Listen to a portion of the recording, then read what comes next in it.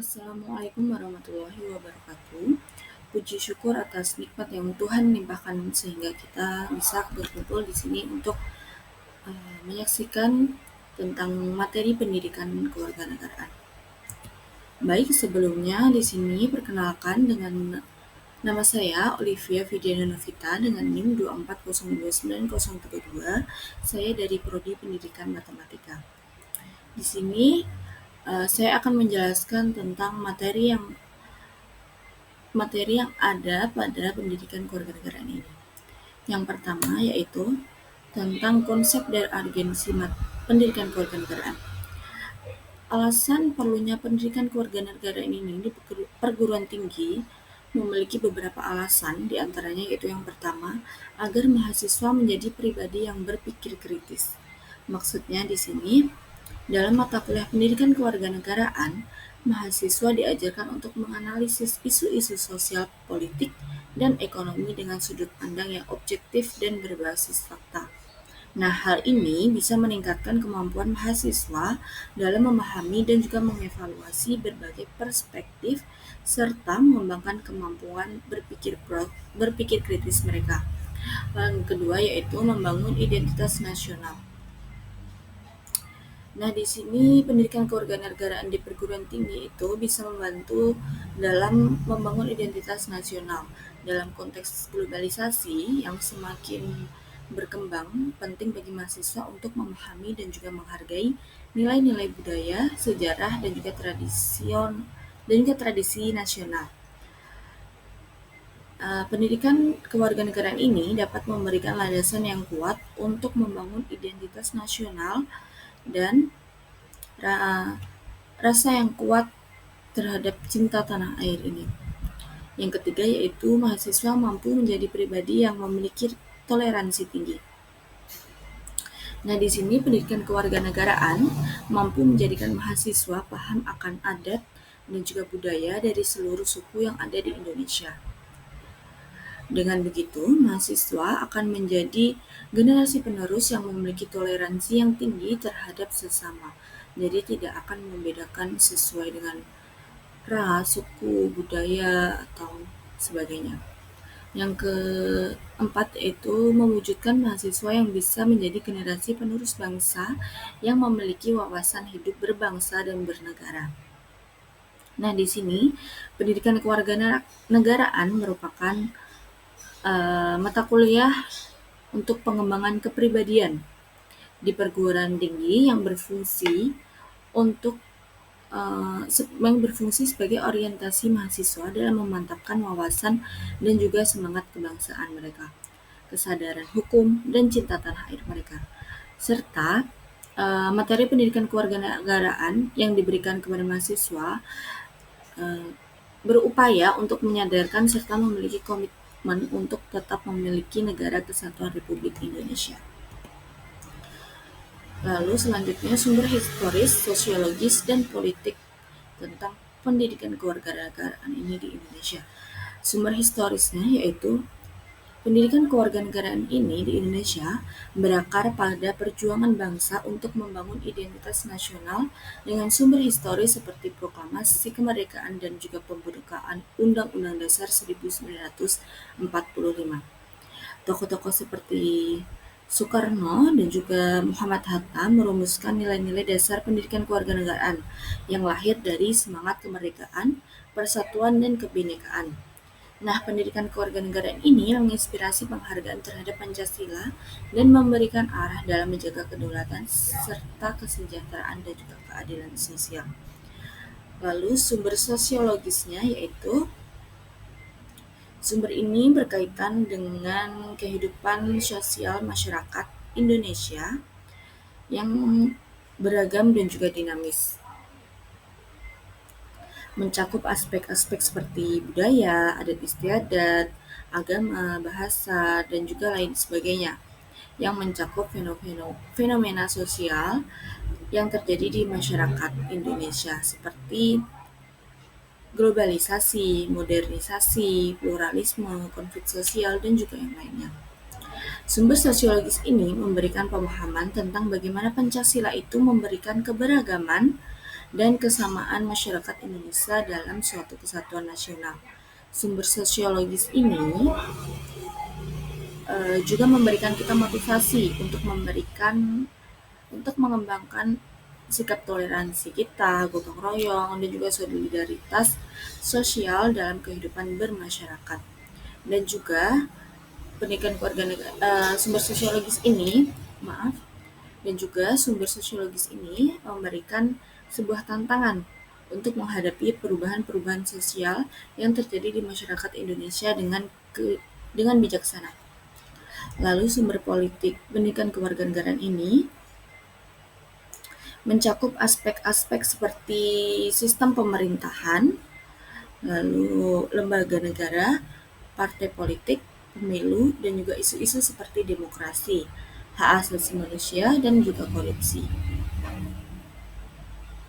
Pada era Orde Baru misalnya seperti pendidikan kewarganegaraan dijadikan sebagai instrumen untuk membentuk mental dan juga moral Pancasila melalui pembelajaran PKN, juga dipengaruhi oleh situasi politik, seperti upaya untuk memperkuat stabilitas nasional dan juga menanamkan loyalitas kepada negara.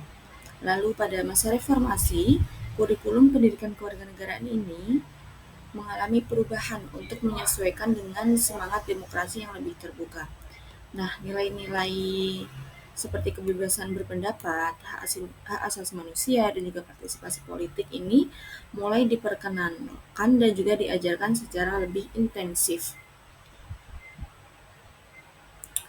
Lalu secara keseluruhan, pendidikan kewarganegaraan ini di Indonesia adalah hasil dari proses sejarah, sosiologis, dan juga politik yang panjang karena bertujuan untuk membangun warga negara yang tidak hanya cinta tanah air, tetapi juga aktif berkontribusi dalam pembangunan demokrasi, menghormati hak asasi manusia, serta mampu hidup berdampingan dengan masyarakat yang plural. Lalu selanjutnya, argumen tentang dinamika dan juga tantangan pendidikan kewarganegaraan. Nah, pendidikan kewarganegaraan di Indonesia ini mengalami dinamika yang sangat dipengaruhi oleh perubahan sosial, politik, dan juga ekonomi. Sejak awal kemerdekaan, PKN ini berfungsi sebagai alat nation and character building. Namun, dalam perjalanan ini juga pernah menjadi alat indoktrinasi politik, terutama pada masa Orde Baru. Nah, sekarang ini tantangan pendidikan kewarganegaraan ini yaitu yang pertama, arus informasi dan hoax. Maksudnya di sini mahasiswa itu dihadapkan, bukan hanya mahasiswa saja, tapi mungkin ada seluruh masyarakat ya dihadapkan pada informasi dan juga penyebaran hoax di media sosial. Jadi sehingga PKN ini harus mengajarkan literasi digital dan juga kemampuan memilih informasi yang benar. Yang kedua yaitu pluralisasi sosial dan juga politik. Nah, meningkatnya polarisasi akibat perbedaan pandangan politik dan sosial menurut PKN ini untuk memperkuat nilai toleransi, dialog, dan inklusivitas. Yang ketiga yaitu relevansi metode pembelajaran. Nah, PKN ini harus terus berinovasi dengan metode pengajaran agar tetap relevan dan menarik bagi generasi muda yang cenderung kritis dan digital minded.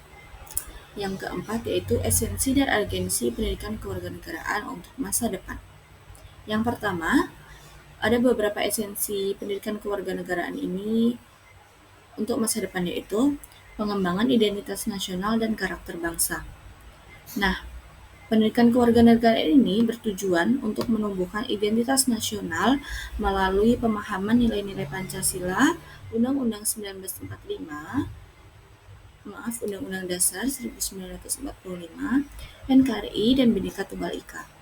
Nah, melalui PKN ini, kita semua diajarkan pentingnya keberagaman, kebersamaan, dan juga harmoni dalam masyarakat majemuk. Lalu peningkatan kesadaran hukum dan tanggung jawab sosial. Pendidikan kewarganegaraan ini membekali mahasiswa dengan pemahaman hukum, hak asasi manusia, serta kewajiban mereka sebagai warga negaraan. Ini mencakup seperti tanggung jawab sosial, sikap taat hukum, dan juga partisipasi dalam pembangunan masyarakat yang adil dan sejahtera. Lalu ada pemahaman dan partisipasi dalam demokrasi. Ini seperti mengajarkan tentang maaf, ini seperti mengajarkan tentang konsep-konsep dasar demokrasi, hak suara, serta bagaimana proses politik berlangsung. Ini ini penting untuk mempersiapkan generasi muda menjadi warga negara yang aktif, kritis, dan juga peduli dalam menjalani hak serta kewajiban dalam sistem demokrasi. Lalu, pembentukan sikap toleransi dan kritis.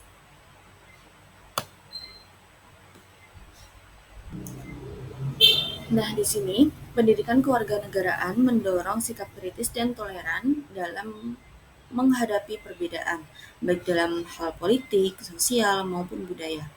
Dalam konteks globalisasi, hal ini penting agar mahasiswa mampu untuk menghadapi tantangan keberagaman dengan sikap yang inklusif.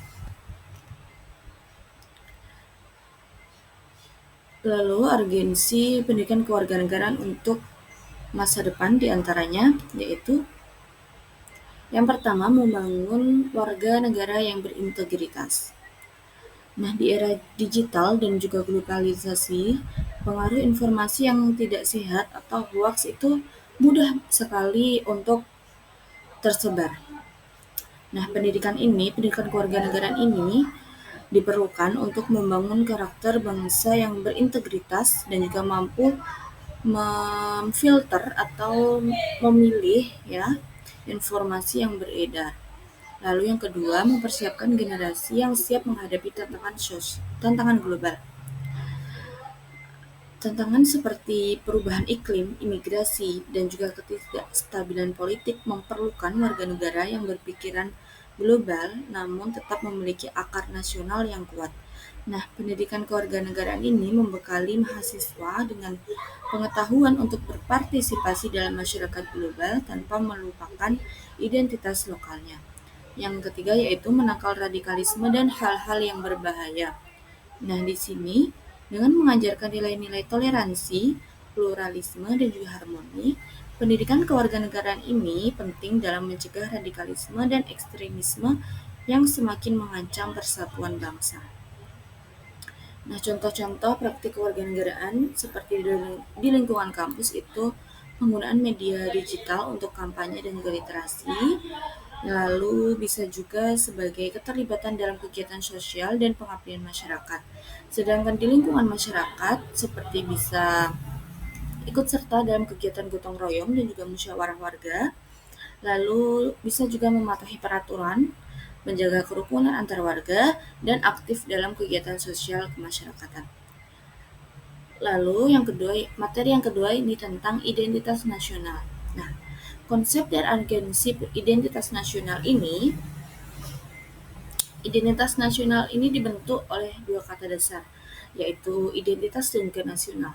Identitas berasal dari bahasa Inggris yang identity yang secara harfiah berarti jati diri, ciri-ciri atau tanda-tanda yang melekat pada seseorang atau sesuatu sehingga mampu untuk membedakannya dengan orang lain. Nah, sedangkan istilah nasional ini menunjuk pada kelompok-kelompok persekutuan hidup manusia yang lebih besar dari sekedar pengelompokan berdasarkan ras, agama, budaya, bahasa, dan sebagainya. Dalam konteks pendidikan kewarganegaraan ini, identitas nasional lebih dekat dengan arti jati diri, yakni ciri-ciri atau karakteristik perasaan atau keyakinan tentang kebangsaan yang membedakan bangsa Indonesia dengan bangsa lain. Urgensi identitas nasional yaitu yang pertama, agar bangsa Indonesia dikenal oleh bangsa lain. Nah, apabila kita sudah dikenal oleh bangsa kita sudah dikenal oleh bangsa lain, kita dapat melanjutkan perjuangan untuk mampu eksis sebagai bangsa yang sesuai dengan fitrahnya. Yang kedua yaitu identitas nasional sebagai negara yang sangat penting bagi kelangsungan hidup negara. Nah, Di sini karena pada dasarnya suatu negara itu tidak bisa hidup sendiri dan juga memerlukan bangsa bangsa lain untuk tetap hidup dan bersosialisasi dalam pergaulan masyarakat internasional. Lalu yang ketiga, penting untuk berkewibawaan negara dan bangsa Indonesia.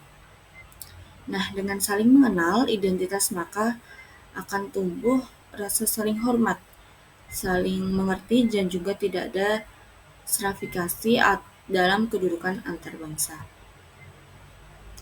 Lalu alasan perlunya identitas nasional ini di Indonesia yaitu karena identitas nasional di Indonesia ini berfungsi sebagai pemersatu bangsa yang beragam. Indonesia adalah negara dengan berbagai keberagaman suku, budaya, bahasa, dan juga agama yang sangat tinggi.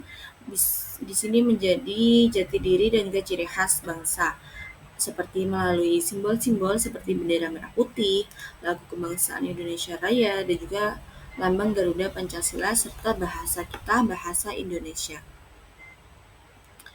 Lalu menjaga eksistensi dan kedaulatan.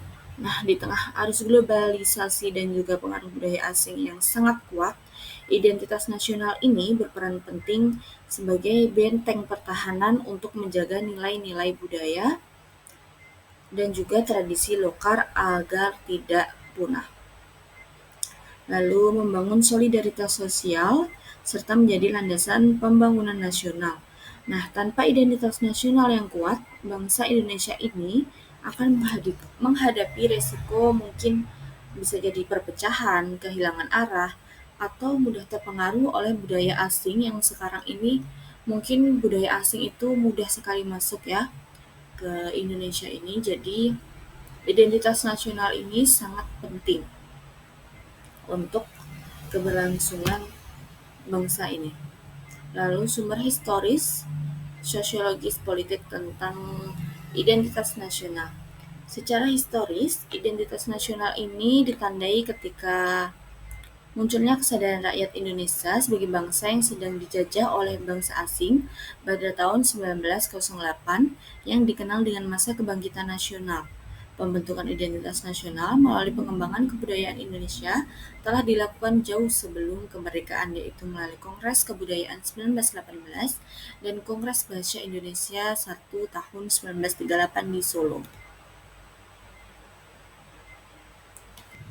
Lalu secara sosiologis, identitas nasional telah terbentuk dalam proses interaksi, komunikasi, dan persinggungan budaya secara alamiah, baik melalui perjalanan panjang menuju Indonesia merdeka maupun melalui pembentukan intensif pasca kemerdekaan. Secara politik, bentuk identitas nasional menjadi ciri atau pembangun jati diri bangsa Indonesia yang meliputi bendera negara Sang Merah Putih, bahasa Indonesia sebagai bahasa nasional atau bahasa negara, dan juga lambang negara Garuda Pancasila dan lagu kebangsaan Indonesia Raya. Yang keempat yaitu argumen tentang dinamika dan tantangan identitas nasional ini di Indonesia. Dinamika identitas nasional di Indonesia bersifat dinamis dan terus berkembang seiring perjalanan sejarah bangsa dan juga perubahan sosial politik. Sejak masa kebangkitan nasional hingga proklamasi kemerdekaan, identitas nasional terbentuk dari kesadaran kolektif akan persatuan sebagai bangsa yang merdeka dan berdaulat. Namun, perkembangan globalisasi membawa perubahan yang signifikan terhadap cara masyarakat memandang dan juga menghayati tentang identitas nasionalnya. Dinamika ini terlihat dari bagaimana nilai-nilai Pancasila sebagai dasar negara mengalami berbagai interpretasi dan juga tantangan dalam praktik kehidupan bermasyarakat. Tantangan identitas nasional seperti pengaruh globalisasi dan juga budaya asing, lunturnya sikap nasionalisme dan solidaritas. Lalu esensi dan urgensi identitas nasional Indonesia.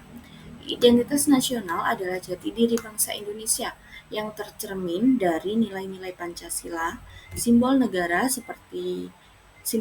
di Indonesia ini seperti bendera merah putih, lagu kebangsaan Indonesia Raya, dan juga lambang Garuda Pancasila. Bangsa Indonesia ini dan juga konstitusinya.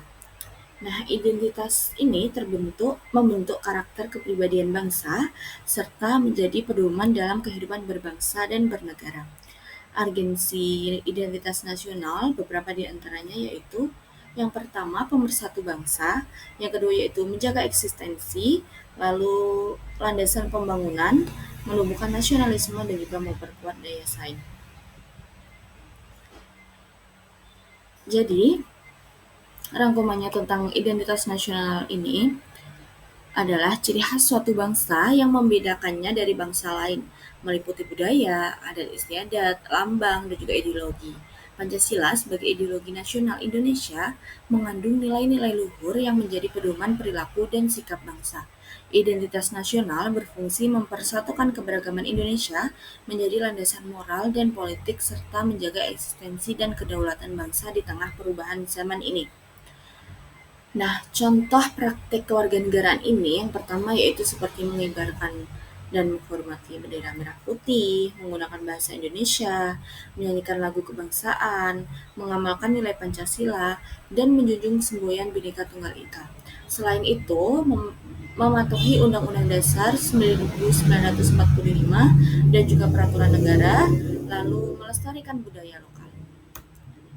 Yang selanjutnya yaitu tentang integrasi nasional. Nah, beberapa konsep dan urgensi identitas nasional, integrasi nasional. Nah, integrasi nasional ini adalah proses penyatuan berbagai kelompok sosial, budaya, dan juga wilayah dalam suatu negara menjadi kesatuan yang utuh dan harmonis. Konsep ini mencakup integrasi vertikal dan juga horizontal. Dalam semboyan Bhinneka Tunggal Ika, integrasi menghasilkan kesatuan yang harmonis dan dalam NKRI dan juga merupakan untuk menggabungkan perbedaan budaya atau kelompok sosial menjadi kesatuan. Nah, urgensinya ini terletak pada kebutuhan untuk mengatasi perbedaan dan juga potensi perpecahan, menjaga keutuhan dan stabilitas negara, serta membangun identitas nasional yang kuat. Lalu alasan perlunya integrasi nasional yang pertama yaitu beberapa alasannya. Yang pertama, mencegah terjadinya perpecahan, yang kedua yaitu memperkuat identitas nasional, yang ketiga meningkatkan ketahanan nasional, yang keempat yaitu menjaga keutuhan NKRI. Lalu sumber historis, sosiologis, politik tentang integrasi nasional ini. Secara historis, ternyata sejarah menjelaskan bangsa kita sudah mengalami pembangunan integrasi sebelum bernegara Indonesia yang merdeka. Nah, menurutnya ada 3 model integrasi dalam sejarah perkembangan integrasi di Indonesia, yaitu yang pertama model integrasi Imperium Majapahit, yang kedua yaitu model integrasi kolonial, yang ketiga yaitu model integrasi nasional Indonesia. Nah, secara sosiologis, integrasi nasional ini berkembang dengan adanya proklamasi yang mengubah bangsa yang terjajah menjadi bangsa yang merdeka dan juga bebas. Proses penyesuaian di antara unsur-unsur yang berbeda sehingga mencapai suatu keserasian fungsi dalam kehidupan masyarakat. Lalu secara politik, untuk bersatu sebagai satu kesatuan bangsa terrealisasi melalui konsensus nasional yaitu Sumpah Pemuda 28 Oktober 1928, kemauan untuk bersatu disadari benar oleh para perintis kemerdekaan, sehingga terbentuklah Negara Kesatuan Republik Indonesia yang merupakan pilihan nyata mereka sebagai satu perwujudan integrasi nasional. Penciptaan kesetiaan dengan nasional dengan tidak menghilangkan berbagai macam kebudayaan lokal atau kebijakan Bhinneka Tunggal Ika. Lalu argumen tentang dinamika dan juga tantangan integrasi nasional. Integrasi nasional ini terus berkembang seiring perubahan sosial, politik, dan juga budaya di Indonesia yang sangat majemuk. Nah, proses ini melibatkan penyatuan berbagai kelompok etnis, agama, dan juga budaya dalam satu kesatuan bangsa. Nah, tantangan integrasi nasional di Indonesia ini antaranya secara 2 dimensi. Yang pertama yaitu secara dalam dimensi horizontal. Tantangan yang berkenaan dengan pembelaan horizontal yang berakar pada perbedaan suku, agama, ras, dan juga geografi. Lalu secara dimensi vertikal, tantangan yang ada adalah berupa celah perbedaan antara elit dan massa, di mana latar belakang pendidikan kekotaan menyebabkan kaum elit berbeda dari massa yang cenderung berpandangan tradisional. Lalu di era globalisasi ini, tantangan itu ditambah oleh adanya tarikan global, di mana keberadaan negara, bangsa sering dirasa terlalu sempit dan juga mewadahi tuntutan dan kecenderungan global, yaitu tarikan dari luar berupa globalisasi yang cenderung mengabaikan batas-batas negara bangsa, dan tarikan dari mungkin dalam beberapa kecenderungan muatnya ikatan-ikatan yang sempit seperti ikatan etnis, kesukuan, dan juga kedaerahan.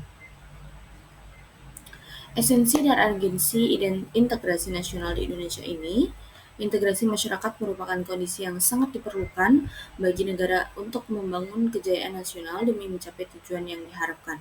Lalu persamaan kepentingan, kebutuhan untuk bekerja sama, serta konsensus tentang nilai-nilai tertentu dalam masyarakat merupakan potensi yang mengintegrasikan.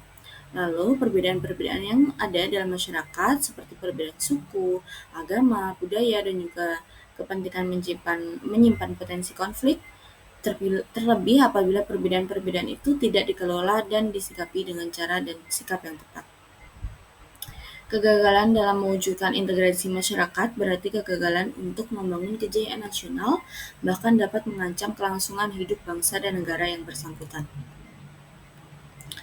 Jadi rangkuman tentang uh, integrasi nasional ini, mohon maaf judulnya mungkin ada sedikit typo. Nah, integrasi nasional ini di Indonesia adalah suatu proses penyatuan berbagai kelompok sosial, budaya, dan wilayah untuk menciptakan kesatuan yang harmonis, dan juga penting untuk mencegah perpecahan, memperkuat identitas nasional, dan meningkatkan ketahanan negara. Integrasi ini didukung oleh sejarah dan juga momen penting seperti Sumpah Pemuda. Namun, tantangan seperti perbedaan suku, agama, latar belakang sosial ini masih ada, terutama dalam konteks globalisasi yang memperkuat ikatan lokal. Keberhasilan integrasi sangat penting untuk membangun kejayaan nasional dan menjaga kelangsungan hidup bangsa. Contoh praktik kewarganegaraan ini, beberapa contohnya seperti partisipasi politik, pengembangan ekonomi, pelestarian budaya, keterlibatan sosial, penegakan hukum, dan pendidikan kewarganegaraan. Lalu yang selanjutnya yaitu Konstitusi dan Undang-Undang 1945.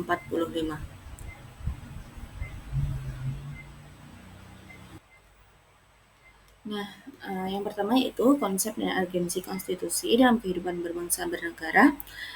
Konstitusi ini adalah kerangka hukum dasar yang mengatur dan mengarahkan kehidupan masyarakat serta membentuk struktur negara dan lembaga-lembaga yang ada di dalamnya. Dalam artian sempit ini, konstitusi ini berisi tentang aturan-aturan dasar penyelenggaraan negara, sedangkan dalam arti secara luas mencakup seluruh peraturan, baik tertulis maupun tidak tertulis, yang menentukan bagaimana lembaga negara dibentuk dan dijalankan. Konstitusi memiliki peran sentral dalam membatasi kekuasaan pemerintah, menjamin hak-hak warga negara, serta menjaga keberlangsungan dan keamanan negara. Alasan perlunya konstitusi dalam kehidupan berbangsa dan bernegara ini sangat penting bagi Indonesia sebagai negara hukum, karena keberadaannya ini memastikan penyelenggaraan negara berdasarkan aturan hukum, bukan semata kekuasaan demi ketertiban masyarakat. Meskipun unsur-unsur negara seperti pemerintahan berdaulat, wilayah, penduduk, pengakuan internasional ada, negatif tak efektif tanpa konstitusi dan undang-undang dasar 1945 ini.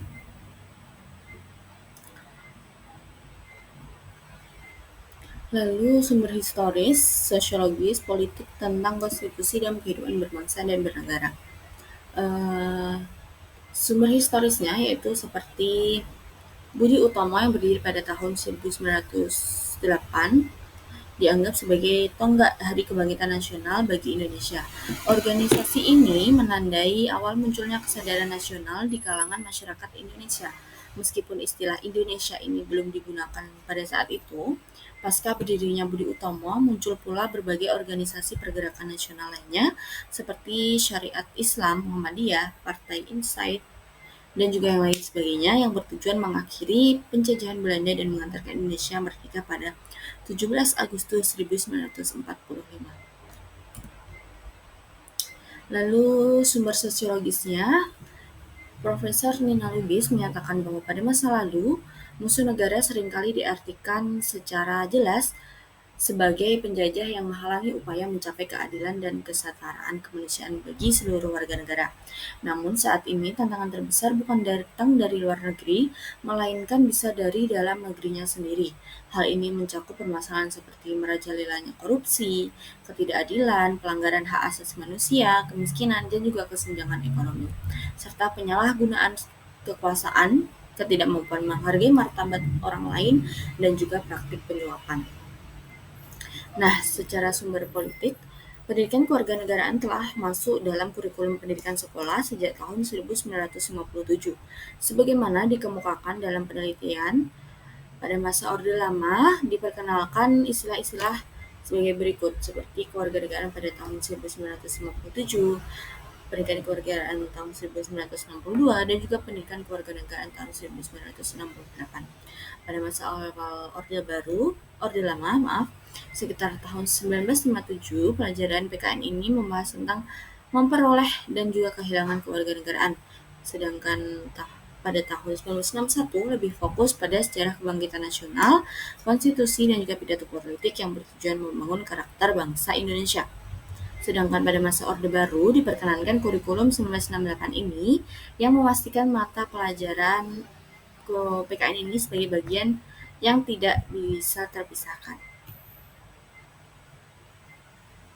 Lalu argumen tentang dinamika dan juga tantangan konstitusi dalam kehidupan berbangsa bernegara ini, krisis moneter 1997 memicu jatuhnya Presiden Soeharto pada 1998 dan juga era reformasi.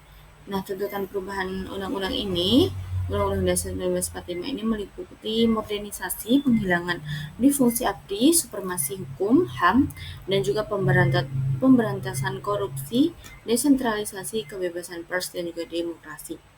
Lalu esensi dan agensi konstitusi dalam kehidupan berbangsa dan bernegara. Konstitusi mengatur pemerintahan dan melindungi hak warga negara. Fungsinya meliputi pengendalian kekuasaan, kerangka hukum untuk perubahan sosial dan dasar penyelenggaraan negara dan jaminan HAM. Indonesia telah memiliki beberapa konstitusi termasuk Undang-Undang Dasar 1945 dengan berbagai amandemen. Konstitusi dapat diklasifikasikan berdasarkan bentuk yang tertulis maupun tidak tertulis, dan sistem pemerintahan yang federal atau kesatuan, presidensial atau parlementer.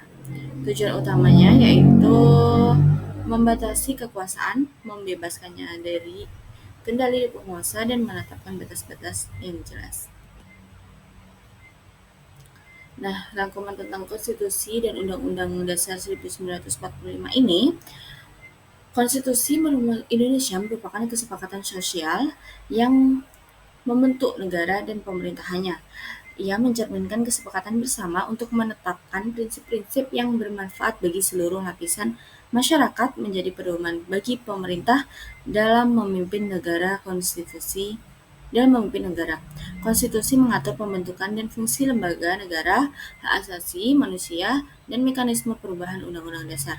Perubahan Undang-Undang Dasar 1945 didorong oleh kebutuhan untuk memperbaiki penempatan kekuasaan tertinggi, menjadikan Undang-Undang Dasar 1945 sebagai hukum tertinggi di Indonesia.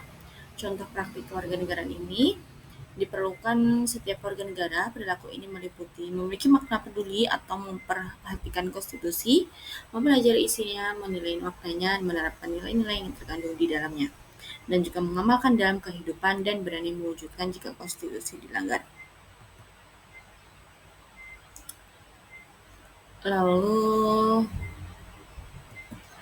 praktik kewarganegaraan ini melibatkan pendidikan keilmuan dan juga fokus pada peningkatan kesadaran budaya berkonstitusi pada kalangan peserta didik, serta meningkatkan partisipasi peserta didik secara objektif dan konstruktif dalam menumbuhkan kesadaran berkonstitusi. Pendidikan kewarganegaraan juga berfungsi untuk mengoptimalkan pendidikan kewarganegaraan serta sebagai kesadaran pendidikan berkonstitusi. Lalu harmoni kewajiban dan hak negara dan warga negara dalam demokrasi.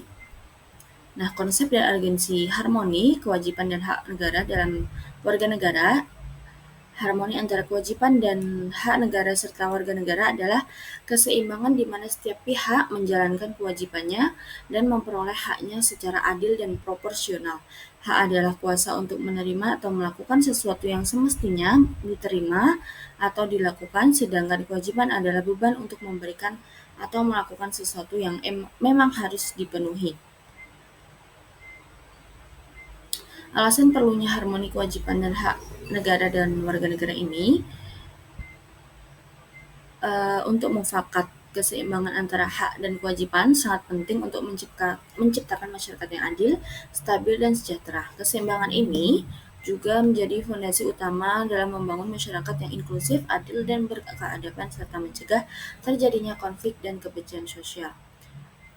Lalu sumber historis seperti perjuangan HAM berakar di Eropa, dimulai dengan rumusan John Locke tentang hak alamiah, 3 peristiwa penting, Marga Karta, dan juga Revolusi Amerika, Revolusi Prancis, menandai perkembangan HAM di Barat, masing-masing menghasilkan dokumen-dokumen penting yang menjamin hak-hak tertentu. Lalu secara sosiologis, pasca Orde Baru, Indonesia mengalami peralihan bukan ke demokrasi sejati, melainkan menyingkirkan sebagian besar rakyat dari kekuasaan. Lalu secara politik, tuntutan reformasi pasca Orde Baru di Indonesia mendorong amandemen Undang-Undang Dasar 1945. Tuntutan tersebut meliputi seperti penghentian difungsi ABRI, penegakan supremasi hukum dan juga HAM, serta pemberantasan KKN, desentralisasi, kebebasan pers, dan juga demokrasi. Lalu argumen tantangan dinamika dan tantangan harmoni kewajiban dan hak negara dan warga negaraan. Hak dan kewajiban negara mengalami dinamika terbukti dari adanya perubahan-perubahan dalam rumusan pasal-pasal Undang-Undang Dasar Negara Republik Indonesia tahun 1945 melalui proses amandemen dan juga perubahan undang-undang yang menyertainya. Dinamika dan tantangan harmoni ini diantaranya pengembangan teknologi dan sosial yang cepat menuntut penyesuaian regulasi dan pemahaman masyarakat terhadap hak dan kewajiban, konflik antara kepentingan individu dan kepentingan umum, lalu birokrasi yang rumit, keterbatasan anggaran dan ketimpangan sosial, lalu perlunya dialog, edukasi, dan penegakan hukum yang adil. Lalu esensi dan urgensi kewajiban dan hak negara. Esensi harmoni terletak pada terciptanya tatanan masyarakat yang adil, damai, dan berkeadaban, sedangkan urgensinya adalah menjamin setiap warga negara dapat menikmati haknya tanpa mengabaikan kewajibannya dan negara dapat menjalankan fungsinya dengan adil tanpa menindas rakyatnya. Jadi rangkumannya di sini yaitu harmoni antara kewajiban dan hak negara serta warga negara adalah hubungan timbal balik yang diatur dalam konstitusi, khususnya Undang-Undang Dasar 1945, sejarah, dinamika sosial, dan perkembangan politik menegaskan pentingnya keseimbangan ini demi keadilan dan kesejahteraan bersama. Tantangan utamanya yaitu menjaga keseimbangan tersebut di tengah perubahan zaman seperti sekarang ini, sehingga diperlukan edukasi, penegakan hukum, dan juga dialog yang berkelanjutan. Lalu contoh-contoh praktik kewarganegaraannya seperti berpartisipasi dalam pemilu, lalu membayar pajak dan mematuhi hukum, lalu mengakses pendidikan dan layanan kesehatan yang disediakan negara, lalu menghormati hak orang lain, aktif dalam kegiatan sosial dan juga gotong royong sebagai wujud tanggung jawab sosial. Nah, demokrasi Pancasila ini, konsep dan urgensinya yang bersumber dari Pancasila, adalah sistem demokrasi yang berlandaskan nilai-nilai Pancasila sebagai dasar negara Indonesia. Lalu, alasan perlunya demokrasi yang bersumber dari Pancasila ini yaitu agar sesuai dengan nilai-nilai luhur bangsa Indonesia seperti ketuhanan, kemanusiaan yang adil dan beradab, dan persatuan, serta kerakyatan yang dipimpin oleh hikmat, kebijaksanaan, dan keadilan sosial bagi seluruh rakyat Indonesia. Lalu sumber historisnya tentang demokrasi yang bersumber Pancasila ini dirumuskan dan diproklamasikan pada masa pergerakan kemerdekaan Indonesia sesuai dengan nilai Pancasila, khususnya sila keempat. Lalu sumber sosiologisnya, demokrasi Pancasila ini mempertimbangkan keberagaman sosial budaya Indonesia, konsep musyawarah mufakat, mencerminkan nilai-nilai kultural Indonesia yang menekankan konsensus dan kebersamaan dalam pengambilan keputusan. Lalu sumber politiknya yaitu demokrasi Pancasila menerapkan sistem politik yang unik. Selanjutnya argumen tentang dinamika ini yaitu bersumber dari Pancasila, seperti penggunaan media sosial untuk menyuarakan pendapat dan kritik terhadap pemerintah. Namun, tantangan yang dihadapi antara lain seperti praktik politik uang, politik identitas, serta memecah belah masyarakat, penyalahgunaan kebebasan berpendapat, dan pelanggaran hak asasi manusia. Lalu esensi dan agensi demokrasi Pancasila adalah kedaulatan, esensinya yaitu kedaulatan rakyat yang dijalankan dengan prinsip musyawarah untuk mufakat, sedangkan agensinya adalah menjamin partisipasi aktif rakyat dalam pengambilan keputusan. Praktik kewarganegaraan ini yaitu yang pertama berpartisipasi aktif dalam musyawarah, mufakat, dan organisasi kemasyarakat, menghormati perbedaan pendapat dan keberagaman budaya serta agama, serta mengawasi jalannya pemerintahan secara kritis dan konstruktif, menjunjung tinggi nilai gotong royong dan kekeluargaan dalam kehidupan sosial, serta menghindari praktek politik uang dan politik identitas yang dapat merusak persatuan bangsa. Lalu penegakan hukum yang berkeadilan. Konsep dan urgensi penegakan hukum yang berkeadilan ini usaha sistematis untuk mewujudkan kepastian hukum, keadilan, dan kemanfaatan sosial sehingga masyarakat merasa terlindungi hak-haknya dan memperoleh pengayoman. Lalu alasan perlunya penegakan hukum yang berkeadilan ini bertujuan untuk menciptakan ketertiban, keadilan, dan perlindungan hak-hak warga negara. Namun praktik KKN, korupsi, dan juga pelanggaran HAM oleh aparat penegakan hukum menghambat tujuan tersebut. Lalu ada sumber historis, sosiologis, politis tentang penegakan hukum yang berkeadilan di Indonesia seperti yang ada pada teks. Lalu selanjutnya, argumen tentang dinamika dan tantangan penegakan hukum yang berkeadilan di Indonesia ini ada menghadapi beberapa tantangan, antara lainnya seperti kurangnya integritas, komitmen, dan juga profesionalisme aparat penegak hukum, lalu intervensi politik dan tekanan, lalu korupsi dan praktik penyalahgunaan wewenang yang masih marak, ketimpangan akses keadilan bagi masyarakat miskin dan kelompok rentan, serta kurangnya transparansi dan akuntabilitas dalam proses hukum, serta perubahan sosial dan teknologi yang cepat menuntut adaptasi sistem hukum. Lalu esensi dan urgensi penegakan hukum yang berkeadilan seperti esensi penegakan hukum menjamin keadilan substansif dan prosedural bagi seluruh warga negara tanpa diskriminasi, serta memastikan hukum dijalankan secara konsisten dan transparan. Urgensinya yaitu terletak pada fungsinya sebagai pilar utama dalam menjaga ketertiban, keamanan, dan kepercayaan masyarakat terhadap negara hukum, sekaligus mewujudkan tujuan negara dalam berkeadilan sosial bagi seluruh rakyat Indonesia. Jadi rangkumannya penegakan hukum ini adalah yang berkeadilan ini adalah fondasi bagi terciptanya masyarakat demokratis yang beradab di Indonesia.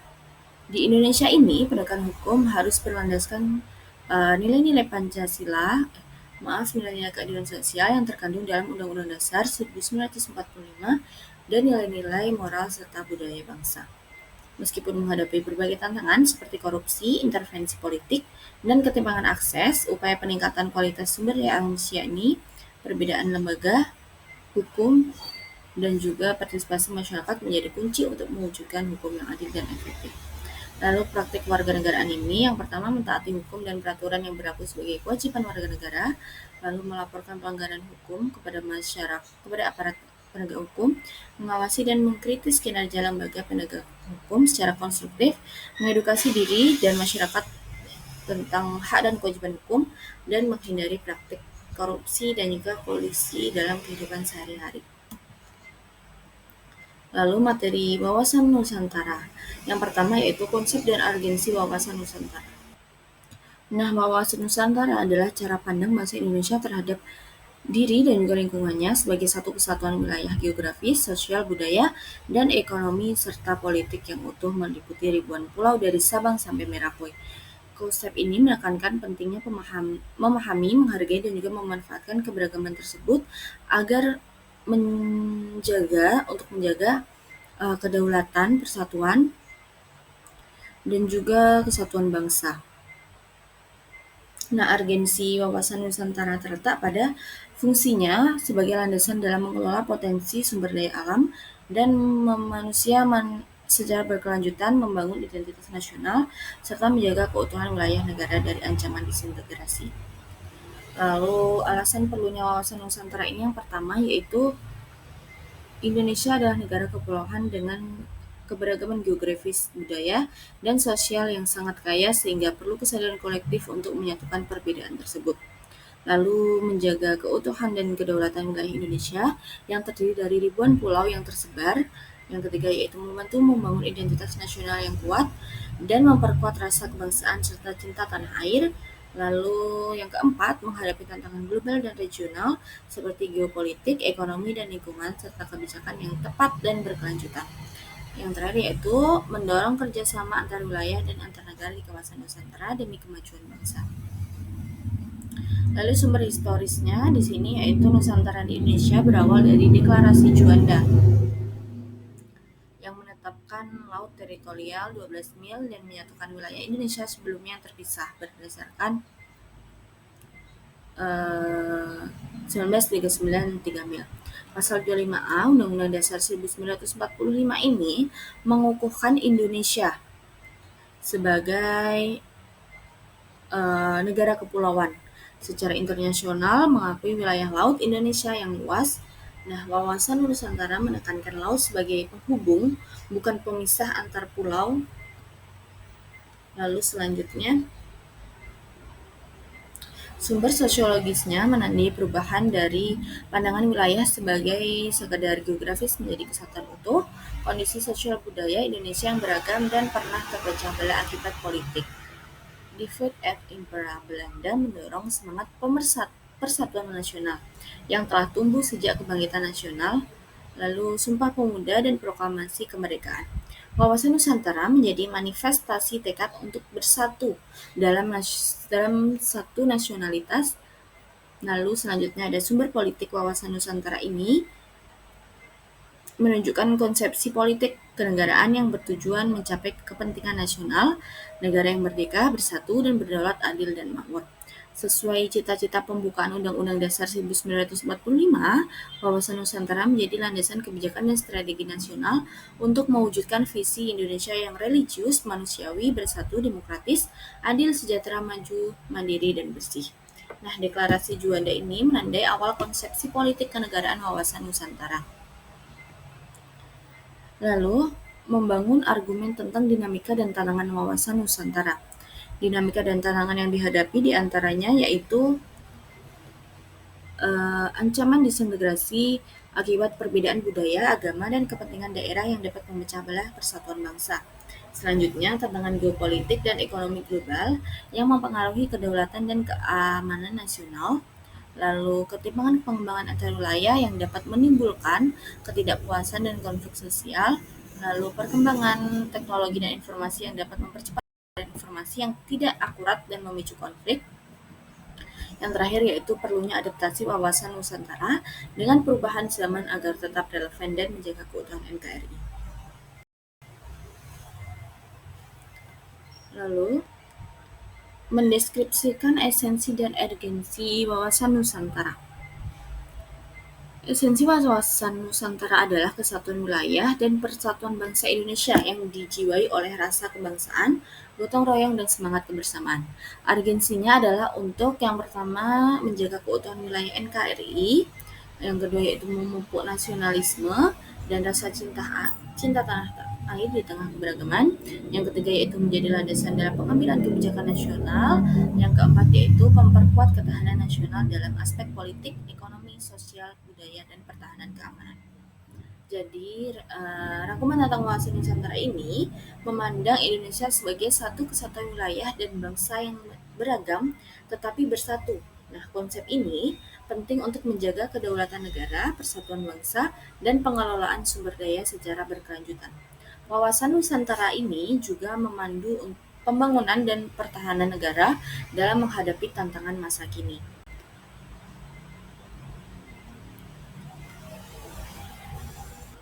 Di sini praktek kewarganegaraannya seperti menghargai dan menghormati keberagaman suku, agama, budaya, dan bangsa Indonesia, menjaga persatuan dan kesatuan, berpartisipasi aktif dan dalam membangun nasional yang merata di seluruh wilayah Indonesia, menjaga dan melestarikan lingkungan hidup dan sumber daya alam sebagai bagian dari tanggung jawab bersama, mengembangkan sikap nasionalisme dan cinta tanah air, dan mendukung kebijakan pemerintah.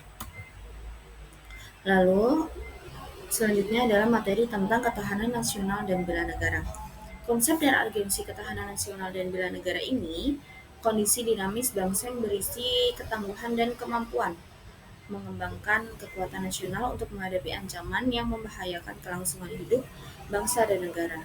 Bela negara adalah sikap dan tindakan warga negara yang teratur dan berkelanjutan yang dilandasi dengan kecintaan kepada negara NKRI berdasarkan Pancasila dan Undang-Undang Dasar 1945 untuk menjamin kelangsungan hidup bangsa dan negara. Urgensinya adalah menjaga keutuhan kedaulatan dan eksistensi negara dari berbagai ancaman. Lalu alasan perlunya ketahanan nasional dan bela negara ini, yang pertama untuk menjamin kelangsungan hidup bangsa dan negara dari ancaman internal maupun eksternal. Yang kedua yaitu meningkatkan keulatan dan juga ketangguhan bangsa dalam menghadapi tantangan zaman sekarang ini atau zaman globalisasi juga bisa. Lalu yang ketiga menumbuhkan sikap cinta tanah air dan tanggung jawab warga negara dalam menjaga kenegaraan. Dan keempat yaitu mewujudkan stabilitas politik, sosial, ekonomi, dan juga pertahanan keamanan yang kondusif. Nah, sumber historisnya di sini yaitu konsep ketahanan nasional di Indonesia ini bermula di kalangan militer pada awal 1960 yang dipicu oleh penyebaran komunisme di Asia Tenggara. Keberhasilan Indonesia melawan pemberontakan PKI mendorong pemikiran tentang faktor-faktor ketahanan bangsa. Lemhanas mengembangkan konsep ini pada 1968 yang menetapkan unsur-unsur ideologi, politik, ekonomi, sosial, dan juga militer. Istilah ketahanan nasional ini muncul pada tahun 1969 yang diperluas pada tahun 1972 untuk mencakup ancaman, tantangan, hambatan, dan gangguan, dan resmi dimasukkan ke dalam GBHN pada tahun 1973. Lalu sumber sosiologisnya, ketahanan nasional menekankan ancaman pasca Perang Dingin terhadap budaya dan kebangsaan. Gagasan ketahanan nasional tetap relevan karena ancaman modern semakin kompleks dan beragam, termasuk ancaman non-fisik dan non-militer yang berdampak besar pada keamanan nasional, misalnya seperti kekeringan dan juga ketahanan pangan. Ketahanan nasional terutama mentalitas bangsa dan tetap dalam menghadapi dan dan tetap penting dalam menghadapi persaingan di berbagai bidang. Lalu sumber politiknya yaitu konsep ketahanan nasional ini berkembang menjadi ketahanan berlapis dan mencakup berbagai aspek seperti terlihat pada tahun 2010 sampai dengan 2015. Fokus saat ini adalah pada kondisi ketahanan yang diukur melalui Astagatra atau 8 unsur yang melalui laboratorium pengukuran ketahanan nasional. Lalu argumen tentang dinamika dan tantangan ketahanan nasional dan bela negara ini, yang pertama yaitu ancaman yang semakin kompleks seperti terorisme, disinformasi, dan juga konflik sosial. Yang kedua yaitu ketimpangan pembangunan dan kesenjangan sosial yang dapat mengancam persatuan. Yang ketiga yaitu perkembangan teknologi yang cepat menuntut adaptasi sistem ketahanan dan bela negara. Lalu selanjutnya yaitu kurangnya kesadaran dan partisipasi aktif warga negara dan bela negara. Esensi dan urgensi ketahanan nasional ini, esensi ketahanan nasional adalah keulatan dan juga ketangguhan bangsa yang mampu mengembangkan kekuatan nasional untuk mempertahankan integritas kelangsungan hidup negara. Urgensinya adalah sebagai fondasi utama untuk menjaga kedaulatan, persatuan, dan stabilitas nasional dalam menghadapi segala bentuk ancaman dan tantangan. Rangkuman tentang ketahanan nasional dan bela negara ini merupakan konsep yang saling terkait dan menjadi pilar utama dalam menjaga eksistensi NKRI. Ketahanan nasional ini menggambarkan kondisi bangsa yang tangguh mandiri, sementara bela negara adalah sikap dan tindakan warga negara yang mencerminkan kecintaan dan tanggung jawab terhadap negara. Keduanya ini penting untuk menghadapi dinamika ancaman yang terus berkembang dan menjaga keutuhan bangsa Indonesia ini. Lalu praktik kewarganegaraan ini yaitu yang pertama seperti mengikuti pendidikan dan pelatihan bela negara, mematuhi hukum dan peraturan negara, berpartisipasi aktif dalam kegiatan sosial dan pertahanan negara sesuai kemampuan, lalu selanjutnya menjaga persatuan dan kerukunan antar warga, yang selanjutnya menjaga kedaulatan negara dengan menolak segala bentuk ancaman dan gangguan, yang terakhir yaitu mengembangkan sikap cinta tanah air dalam kehidupan sehari-hari. Baik, mungkin itu saja yang dapat saya sampaikan tentang materi pendidikan kewarganegaraan ini. Mohon maaf bila saya ada salah kata. Wassalamualaikum warahmatullahi wabarakatuh.